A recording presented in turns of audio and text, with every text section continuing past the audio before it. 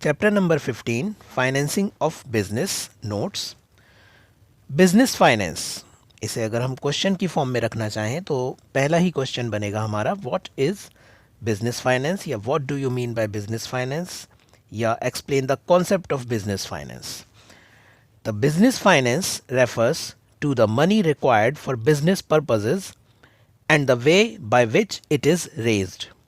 Thus, it involves procurement and utilization of funds so that business firms will be able to carry out their operations effectively and efficiently.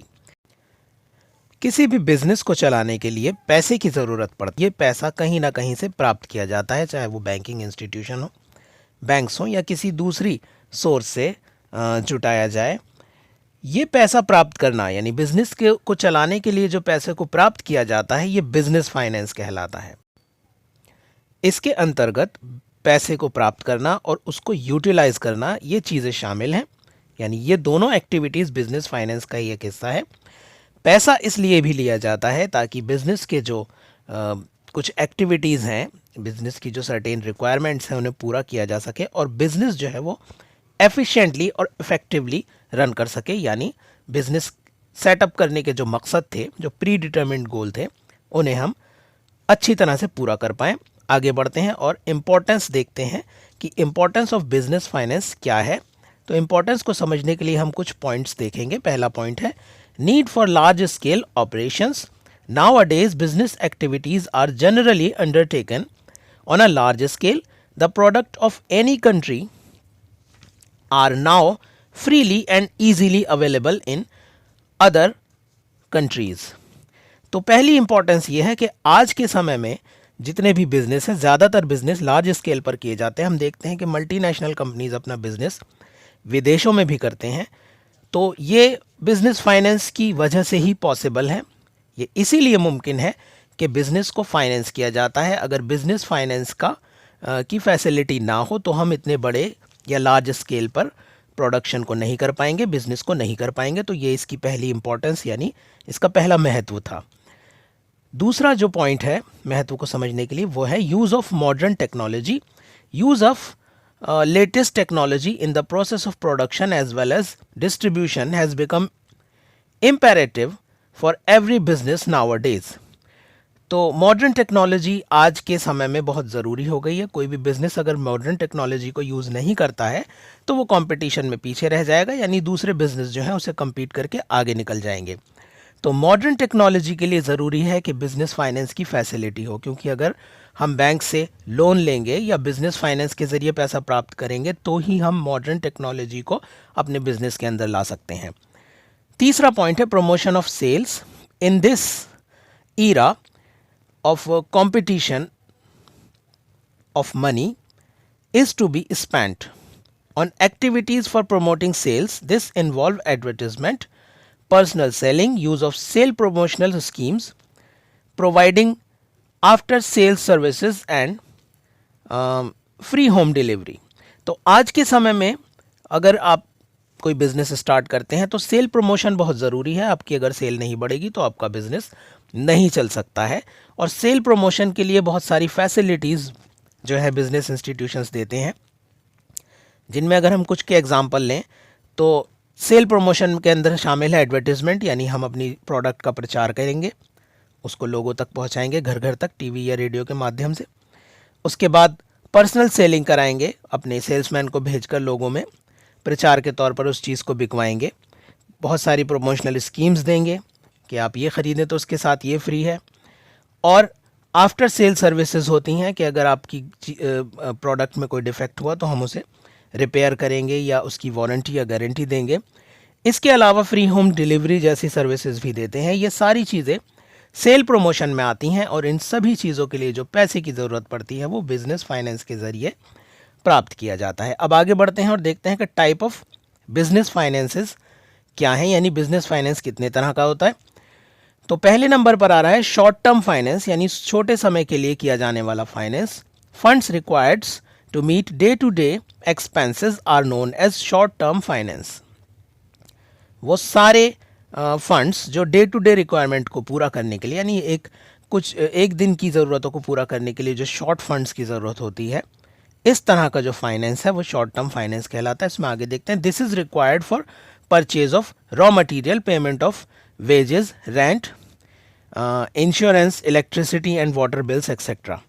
जो business के ये रोज़मर्रा के जो खर्चे हैं, जिसमें वेज पेयर्स को यानी रोज़ाना दिहाड़ी पर काम करने वाले लोगों के पैसे देना, इलेक्ट्रिसिटी बिल को चुकाना, इस तरह के जो खर्चे होते हैं, इनको शॉर्ट टर्म फाइनेंस से पूरा किया जाता है। उसके बाद आता है मीडियम टर्म फाइनेंस।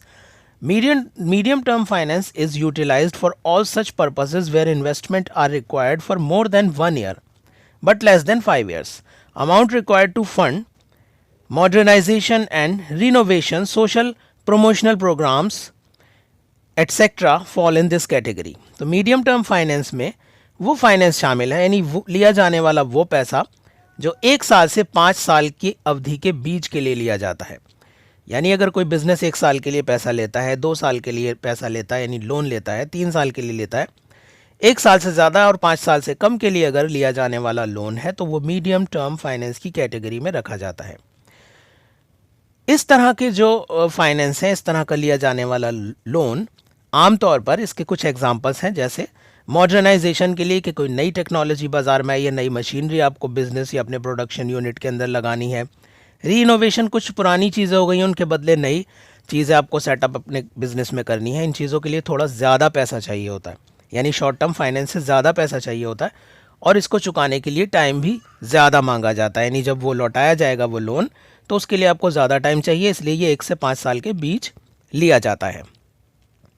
आगे बढ़ते हैं और तीसरे नंबर पर है long term finance. The amount of funds required by a business for more then 5 years is called long term finance. Generally this type of finance is required for the purchase of fixed assets like land and buildings. तीसरे number पर long term finance आता है, और ये 5 साल से ज़्यादा के लिए लिया जाने वाला, 5 साल से ज़्यादा समय के लिए लिया जाने वाला लोन या फाइनेंस है। इसमें मीडियम टर्म से भी ज़्यादा बड़े अमाउंट की ज़रूरत होती है जिन चीज़ों के लिए, उसमें ये फाइनेंस किया जाता है। जैसे उसके कुछ एग्जांपल्स हैं, जैसे लैंड ख़रीदना, बिज़नेस के लिए नई बिल्डिंग ख़रीदना, ये बहुत ज़्यादा पैसों में ये चीज़ें आती हैं, तो इसको लिए जाने का जो समय है वो भी ज़्यादा है। आगे बढ़ते हैं और देखते हैं modern methods of raising short term finance. अब पहले हम जानेंगे कि शॉर्ट टर्म फाइनेंस को रेज करने का के मेथड्स क्या क्या हैं, यानी ऑप्शंस क्या होते हैं एक बिजनेस के पास अगर वो शॉर्ट टर्म फाइनेंस लेना चाहता है। तो सबसे पहले है trade credit. Trade credit refers to credit granted to manufacturers and traders by suppliers of raw materials, finished goods, component, etc. Usually, business enterprises buy goods on 30 to 90 days credit. तो सबसे पहले ट्रेड क्रेडिट आता है, यानी business जो production कर रहा है वो कहीं ना कहीं से रॉ मटेरियल लेता है। उसके कुछ सप्लायर्स होते हैं या मार्केट में वो लोग होते हैं जो उसे रॉ मटेरियल देते हैं, जिनकी बेस पर वो प्रोडक्शन करता है। तो कई बार ये ट्रेड यूनिट्स ही, यानी जो रॉ मटेरियल उसे दे रहे हैं वही अपना सामान, अपना रॉ मटेरियल उधार उन्हें देते हैं। 1 महीने से 3 महीने के बीच के समय में ये इनको उधार देते हैं, तो ताकि वो अपना जब प्रोडक्शन करेंगे उस रॉ मटेरियल से, प्रोडक्शन को बेचकर उनके उधार को चुका सकें। ऐसा बिजनेस में चलता है। तो शॉर्ट टर्म फाइनेंस को रेज करने का ये पहला मेथड था कि जिनसे हम ट्रेड करते हैं उन्हीं से उधार के तौर पर पैसा लेना। दूसरे नंबर पर है bank credit. Commercial bank usually provide short term finance to business firms, which is known as short term credit. When bank credit is granted, the borrower gets a right to draw the amount of credit as and when needed. Bank credit may be granted to any of the following ways. तो उसके बाद दूसरे number पर bank credit है। Bank भी अपने ग्राहकों को शॉर्ट टर्म क्रेडिट देता रहता है। आमतौर पर हम डेबिट कार्ड से इस सुविधा को देखते हैं, या कुछ छोटे वक्त के लिए बैंक अपने उन ग्राहकों को ये इजाज़त देता है या ये परमिशन देता है कि वो जब चाहें थोड़े एक लिमिटेड अमाउंट तक पैसा बैंक से ड्रॉ कर सकते हैं। उसके लिए उन्हें ज़्यादा फॉर्मेलिटी नहीं करनी होगी अगर वो एक बिजनेसमैन है तो। तीसरे नंबर पर आता है कस्टमर्स एडवांस।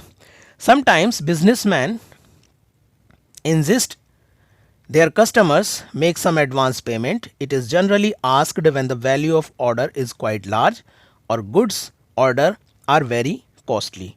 तो कभी कभी बिजनेस जो है अपने कस्टमर्स से भी उधार लेता है, अपने कस्टमर्स से भी शॉर्ट टर्म फाइनेंस या क्रेडिट वो ले सकता है, और ऐसा तब होता है जब कस्टमर्स, उसके जो कस्टमर्स हैं वो हाई अमाउंट के कोई ऑर्डर उसे करते हैं, ज़्यादा पैसों की कोई चीज़ बिज़नेस को ऑर्डर करते हैं कि हमें इतने बड़े अमाउंट की आपसे चीज़ चाहिए, तो उसके लिए बिज़नेस उनसे कुछ पैसे उधार ले लेता है। हम आमतौर पर भी ऐसा देखते हैं कि किसी जगह पर जब हम कोई ऑर्डर देते हैं तो वो कुछ एडवांस हमसे पहले पैसे ले लेते हैं। तो ये शॉर्ट टर्म क्रेडिट का तीसरा मेथड था। अब देखते हैं कि role of small business in India, ये अगला हमारा नोट है। इंडिया के अंदर यानी भारत में स्मॉल बिजनेस की क्या भूमिका है, क्या रोल है। Small scale industries are small in size but constitute 95% of the industrial unit in India. They contribute 45% of the total export from India. They are helpful of the following ways. तो small business कहने को तो small है, लेकिन अगर हम देखें तो इंडिया की जो टोटल इंडस्ट्रियल सेक्टर है उसका 95% सिर्फ स्मॉल बिजनेस से ही पूरा होता है। ये स्मॉल बिजनेस बहुत हद तक यानी 45% तक, जो एक बहुत बड़ा हिस्सा लगभग आधा है, 45% एक्सपोर्ट जो है हमारी कंट्री से दूसरी कंट्रीज़ में जो माल जाता है, जो एक्सपोर्ट होता है, उसमें से 45% स्मॉल बिजनेस के कंट्रीब्यूशन से होता है। स्मॉल बिजनेस किन किन तरीके से हेल्पफुल है या उसकी इम्पोर्टेंस क्या है, हमारे लिए कैसे यूज़फुल है, ये जानने के लिए हम नीचे दिए गए पॉइंट्स को समझेंगे। पहला पॉइंट है employment. As small scale industries are labour intensive, they provide employment at a large number of people. क्योंकि small scale industry labour intensive होते हैं, यानी इसमें ज़्यादा लेबर की ज़रूरत होती है, मशीनों पर इसमें कम निर्भरता होती है, ज़्यादातर काम इंसानों से लिया जाता है, तो इसलिए ये बहुत ज़्यादा बड़े पैमाने पर एम्प्लॉयमेंट के मौके देता है, यानी इससे रोज़गार बहुत मिलता है लोगों को। दूसरे नंबर पर है balance regional development. SSI use single technologies and depend on locally available resources, material, labor, etc. This enables it to start its unit anywhere in the country. तो स्मॉल बिजनेस जो है वो रीजनल डेवलपमेंट को बढ़ावा देता है, यानी क्षेत्रीय विकास को बढ़ावा देता है। कैसे देता है कि SSI यानी स्मॉल स्केल इंडस्ट्रीज जो हैं उसमें जो अवेलेबल रिसोर्सेज हैं, जो मौजूदा हमारे पास साधन हैं, उनको ही इस्तेमाल करके प्रोडक्शन किया जाता है। इसके लिए कोई ऐसी रिक्वायरमेंट नहीं होती कि ये चीज़ होगी तो ही ये बिज़नेस शुरू हो पाएगा। आमतौर पर उन साधनों को इस्तेमाल करके स्मॉल स्केल इंडस्ट्री स्टार्ट की जा सकती है जो हमारे आसपास मौजूद हैं। इसलिए इसको लगाना या इसे शुरू करना कहीं पर भी पॉसिबल है और आसान है। तीसरा पॉइंट लेते हैं, low cost of production. SSI use locally available resources which are less expensive. Therefore establishment and running cost of small industries are less. इसको लगाने में जो कॉस्ट है वो बहुत कम आती है, यानी SSI को स्टैब्लिश करने में बहुत ज़्यादा पैसा लगाने की ज़रूरत नहीं होती है। क्यों नहीं होती है? क्योंकि ये लोकली अवेलेबल रिसोर्सेज पर स्टार्ट हो जाते हैं, आसानी से मिलने वाले साधनों से इन्हें स्टार्ट किया जा सकता है, और ये साधन महंगे भी नहीं होते हैं, तो इनको स्टार्ट करने की जो कॉस्ट है वो ज़्यादा नहीं होती। इन्हें सस्ते या कम दामों पर शुरू किया जा सकता, कम पैसा खर्च करके शुरू किया जा सकता है। अब हम अगले नोट पर हैं, methods of raising long term finance. अभी हमने पीछे देखा था या पीछे पढ़ा था कि शॉर्ट टर्म फाइनेंस को रेज करने के मेथड्स क्या हैं, और अब हम हैं अपने इसी सीरीज़ के अगले पॉइंट पर कि methods of raising long term finance, यानी लॉन्ग टर्म फाइनेंस को रेज करने के मेथड्स क्या हैं। तो पहला मेथड है वो है issue of shares. After deciding the value of each share and number of shares to be issued, the company then invites the public to buy the shares. The investing public then buy the shares as per their as per their capabilities. The investors who have purchased the share or invested money in the shares are called the shareholder. They gets dividend as return on their investments. तो सबसे जो पहला method है long term finance को raise करने का है वो है इशू ऑफ शेयर्स। कोई भी बिजनेस या कोई भी कंपनी को जब लॉन्ग टर्म फाइनेंस रेज करना होता है तो वो अपने शेयर्स इशू करती है। शेयर इशू करना यानी अपनी कंपनी में लोगों को हिस्सेदारी दे देना, कुछ हद तक हिस्सेदार बना लेना अपने वो अपने कस्टमर्स भी हो सकते हैं या लोकल पब्लिक भी हो सकती है, आम लोग भी हो सकता है, आम जनता हो सकती है। इसके लिए एक कैलकुलेशन करती है कोई भी बिजनेस या कंपनी कि हमें कितना पैसा कैलकुलेट करना है। उस पैसे को हम नंबर ऑफ शेयर्स में डिवाइड करते हैं कि अगर हम इतने रुपए का एक शेयर रखें और इतने शेयर बेचें तो हमारे पास इतना पैसा आ जाएगा। मोटे तौर पर इतना अंदाज़ा लगाने के बाद आम पब्लिक में इस बात की घोषणा कर दी जाती है न्यूज़पेपर या दूसरी सोर्सेज के ज़रिए कि ये कंपनी अपने इतने शेयर बेचने वाली है, और जो इंटरेस्टेड लोग होते हैं वो उस शेयर को ख़रीदते हैं। शेयर बेचने के बाद सारा पैसा कंपनी के पास चला जाता है और कंपनी उसे फाइनेंस के तौर पर उस फंड को यूज़ करती है। जो शेयर ख़रीदने वाले आम जनता है वो शेयर होल्डर कहलाती है और उन शेयर्स के बदले उन्हें एक निश्चित समय के बाद एक राशि मिलती है जिसे डिविडेंड कहा जाता है। आगे चलते हैं। दूसरा मेथड है रेजिंग फाइनेंस का, वो है issue of debentures. The companies can raise long term funds by issuing debentures that carry assured rate of return for investors in form of a fixed rate of interest. It is known as debt capital or borrowed capital of the company. The debentures is written acknowledgement of money borrowed. It specifies the terms and conditions such as rate of interest, time of repayment, security offered, etc. Those are offered to the public to subscribe in the same manner as done in case of shares. तो debentures share की तरह ही issue किए जाते हैं, लेकिन इसमें एक बड़ा फ़र्क है। शेयर में मिलने वाले जो अमाउंट है यानी जो प्रॉफिट है, मिलने वाला प्रॉफिट, उसका रेट तय नहीं होता कि किस इंटरेस्ट रेट पर वो पैसा वापस मिलेगा भी या नहीं मिलेगा, क्योंकि अगर कंपनी डूब गई तो शेयर बेकार भी जा सकते हैं या उनमें नुकसान भी हो सकता है। लेकिन डिबेंचर्स के साथ ऐसा नहीं है। डिबेंचर्स में जो इंटरेस्ट रेट है वो सब तय होता है और ख़रीदने वाले को ये सिक्योरिटी होती है कि मैंने अगर डिबेंचर परचेज़ किया है तो मुझे इतने समय के बाद इतना पैसा इंटरेस्ट के तौर पर मिलेगा ही। एक एक्नॉलेजमेंट एक फॉर्म होता है जिसके अंदर सारी शर्तें, टर्म्स एंड कंडीशंस और जैसे रेट ऑफ इंटरेस्ट, रीपेमेंट कब होगा, सिक्योरिटी एटसेट्रा सारी डिटेल होती है। और इसे ख़रीदने के बाद जो पैसा आता है उस पैसे को भी कंपनी या बिजनेस फाइनेंस के तौर पर यूज़ करता है।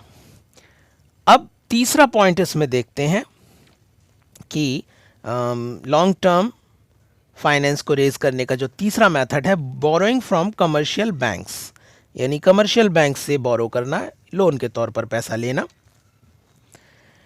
Traditionally commercial banks in India were not granting long term loans. They were granting loans only for a short period, not extending beyond 1 year, but recently they have started giving loans for a period of 3 to 5 years. Normally they give term loans for 1 or 2 years.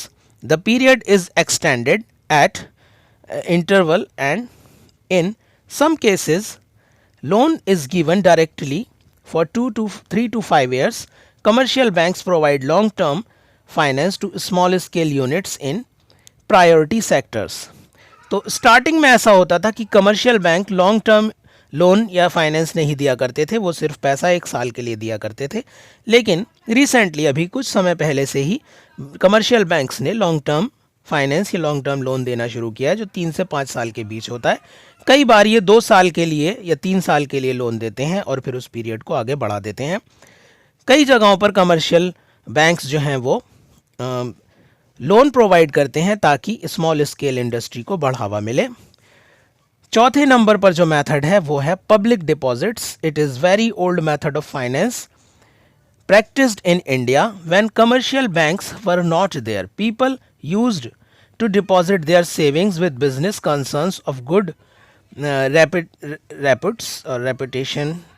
Even today, it is very popular and convenient method of raising short and medium term finance. Under this method, companies can raise funds by inviting their shareholders, employees, and general publics to deposit their savings with a company to collect the public. The company usually offers a high rate of interest than the rate of interest in bank deposits. तो public deposit जो है उससे funds को raise करना, ये एक बहुत पुरानी पुरानी तकनीक है या पुराना बहुत मेथड है। जब बैंक्स भी नहीं हुआ करते थे तो कुछ कंपनियां या बड़ी बड़ी कंपनियां जब उन्हें पैसे की ज़रूरत पड़ती थी तो वो आम पब्लिक से उस पैसे को इकट्ठा करते थे। आमतौर पर बिजनेस इंडस्ट्रीज़ या कंपनीज़ जो हैं वो आम पब्लिक को पैसा जमा करने के लिए प्रेरित करते हैं जब उन्हें पैसे की ज़रूरत पड़ती है। वो पब्लिक जो बैंक में अपना पैसा रखती है और इस नियत से रखती है कि हमें उस पर इंटरेस्ट मिलेगा, तो ये कंपनियां आमतौर पर ज़्यादा इंटरेस्ट की बात कहकर या ज़्यादा इंटरेस्ट का ऑफ़र देकर लोग जो पैसा बैंकों में जमा कर रहे हैं वो पैसा अपनी कंपनियों में जमा करा लेते हैं। इनमें कंपनी के शेयर होल्डर भी हो सकते हैं, कंपनी में काम करने वाले एम्प्लॉय भी हो सकते हैं। उनसे वो ये कहते हैं कि बजाय बैंक में पैसा जमा कराने के आप पैसा अपना हमारे यहाँ जमा कीजिए और हम आपको बैंक से ज़्यादा इंटरेस्ट रेट देंगे, यानी हमारे यहाँ पैसा जमा करके आप ज़्यादा फ़ायदे में रहेंगे।